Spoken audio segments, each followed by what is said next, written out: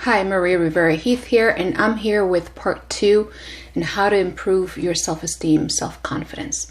So in the first part, I discussed what can possibly, cause having low self-esteem in regards to, depending on where you grew up, how, school performance can create low self-esteem if the expectations are too high, either from your teachers, yourself, your parents, or what have you.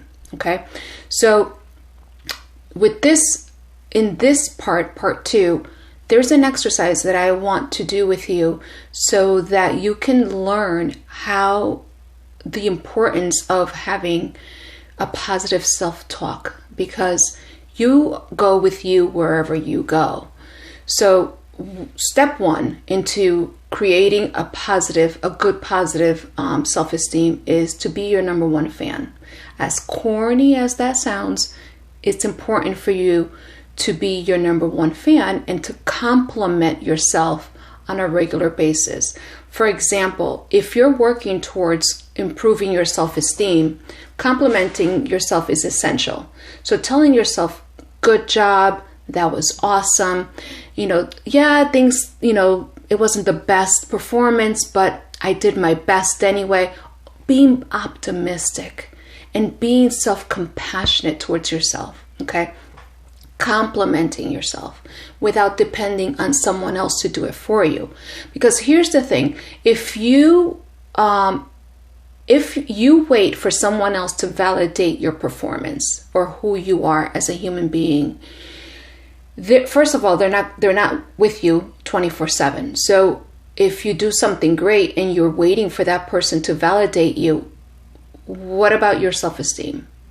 You know what I mean? If the other person doesn't validate you, or whoever you're expecting to validate you as a human being, and you're dependent on that validation for your own self-worth, what's going to happen to your self-esteem? What's going to happen to your trusting yourself is what we talked about in part 1, is trusting yourself that you have your own back. So step number 2. Step number 1 is being your number 1 fan, complimenting yourself. Number 2, here's the exercise that I want to show you, because I want you to really, really, really understand how important it is to think good about yourself, okay? So I want you to imagine yourself holding, you can close your eyes if you feel comfortable, or you can keep them open, okay? So imagine yourself holding an orange in your hands. So you're holding an orange, and you bring that orange close to you. So you bring the orange close to you and you smell it, and you inhale the essence of the orange. You begin to peel the orange, and then you break it in half, and you take a piece of the orange inside and you begin to eat it and you chew it. Now you're feeling the juices of the orange inside of your mouth. This orange can be very, very, very sweet, or it can have a little hint of tartness, okay? Now, it is your decision to swallow this piece of orange, or not, okay? Now, what is happening, okay? These are my suggestions, and they're your thoughts, okay? So again, inhale that orange, bring that orange close to you, inhale, squeeze the skin, imagine the essential oils just coming out, and you're breathing in the orange. So that is a positive. Okay, put the orange to the side. That's positive. Now, let's have a little bit of fun, okay?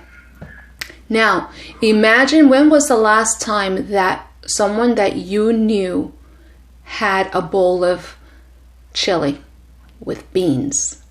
And you know what happens after someone eats beans, right? And they start to fart. And it was the worst fart ever. And that fart is getting closer and closer and closer to your nose. And it's disgusting. It is gross. Good. Ugh. So now blow that fart away. Blow it, woof, get it out of the room. It is gone. Okay? Well, let's do something different. Okay? Now, imagine having a bouquet of roses, and these are the most beautiful roses, and you're inhaling the scent of roses and the scent of rose, and it's so powdery, and it's very feminine, and it's very sweet, and that is the sense of the rose. Now, let's put the roses to the side. Now, here's the thing. These are my suggestions, and those are your thoughts. You created those thoughts based on what I suggested. So what's happening here? Your body is responding. Your central nervous system is responding. There's energy with my words going to you, and you are bringing that energy to you and creating those thoughts. So everything that you tell yourself, you believe, and your body responds to your belief system. Okay? So here's another thing. This is going to take practice. Okay? It's going to take practice, because what happens is when people are working on improving their self-esteem, they need to interrupt. Okay? Number 3, they need to interrupt their belief system, what's been instilled. Okay, so let's take, for example, the subconscious. Okay, so I am not good at something. You have a belief system that you are not good at something, or that you'll never do something. Okay, that is instilled in your subconscious, that you probably believed and instilled through your childhood. Bringing your subconscious belief system to conscious, being conscientious about it, bringing it out and looking at it, and you say, no, I can walk. We're going to take the example that we used in part 1, walking into a room, all right, to deliver a speech or something. So no, I'm going to walk into that room, and I'm going to deliver that speech to the best of my ability. Okay, I have my notes. I am confident in the topic that I'm speaking, and I'm going to do it, and it's going to be the best thing ever. Okay, I'm going to do my best. So that, and then interrupting, your self-doubt is going to come up and say, excuse me, no, we're not good at this. This is not what we do. You're going to fail, that you're going to do this, and you're going to do that. Okay, here's the thing. Number 4, you can talk yourself into it, or you can talk yourself out of it. Whatever you choose, you're creating images in your brain, right? In your mind's eye. You're creating images of you either delivering the speech and it's a success, or you're delivering the speech and it's a complete flop. Either way, you can talk yourself into it, or you can talk yourself out of it. But number 5 is practice. You need to practice interrupting your old belief patterns. It just doesn't happen like, oh my God, yes, I think the best thing ever of myself, and I'm the best thing going. It takes time. Okay? It takes time to create this practice of self-healing and improving your self-esteem through positive self-talk. Okay, it takes time to do that. It doesn't happen from one day to the next. Okay, so let's recap what we learned. Number 1, be your number 1 fan. Compliment yourself. As simple as it is, compliment your eyes, compliment the ability that you can speak, and you go to work and you go to school and you're taking really good care of yourself as best as you can. Okay, self-care practices. Compliment yourself every day, even if it's the smallest thing, because that's going to increase your high vibration. It's going to give you good energy. Okay. Number 2, the exercise that we practice in regards to the orange. Okay.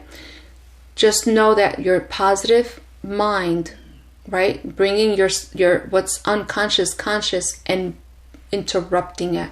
Okay. So number 3, interrupt the thoughts, the negative self-talk that you may have that you want positive. Okay. So change that I am not to I am. Or now I am working on this. Yes, I may struggle at doing this, but I'm doing my best. And one day I'm going to succeed. So these are positive affirmations, okay, that will interrupt your negative self-beliefs and thoughts. Know that you can talk yourself into it or you can talk yourself out of it, because depending on the associations that you've created and are creating based on the images, whether you're going to deliver a fantastic speech that everyone out there is going to walk away with an amazing gift, your words, your gift that you just delivered, or you're going to talk yourself out of it where it's going to be a complete flop, okay? So setting your intentions and practice, okay? It doesn't mean like I just gave you 4 or 5 tips. It doesn't matter what steps one is this or whatever. Be your number one fan. Know that your thoughts have energy. Know that, okay? That's number 2.